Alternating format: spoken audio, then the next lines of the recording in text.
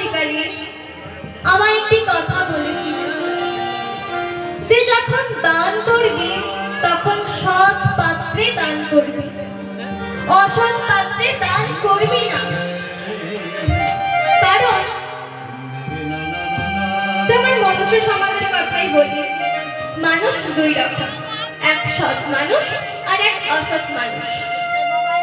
আপনি যদি ওই 10 টাকা কোনো ব্যক্তিকে দান করেন তাহলে সে সেই 10 টাকাতে নিয়ে তার সংসারের খরচে দেবে। কিন্তু আপনি যদি কোনো মাতালকে সেই 10 টাকা দান করেন তাহলে সে সেই 10 টাকাটা নিয়ে মদ খাবে। কি ঠিক বললাম তো মায়েরা? এরপরে দেখবেন দেশে অনেক সাধু ঘুরে বেড়ায়। এরপরে সেই সাধুর কথাই আপনাদের বলবো।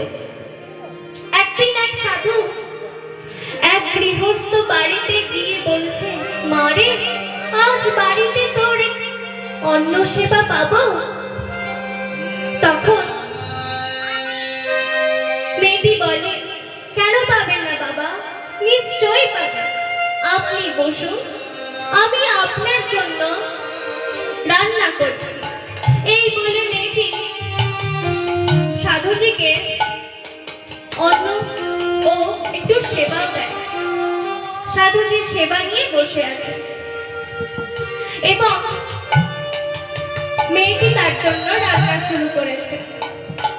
সাধুজি মনে মনে ভাবছে আর বলছে, মনে হচ্ছে মা লক্ষ্মী বাড়িতে একাই, তাই এখানে শুধু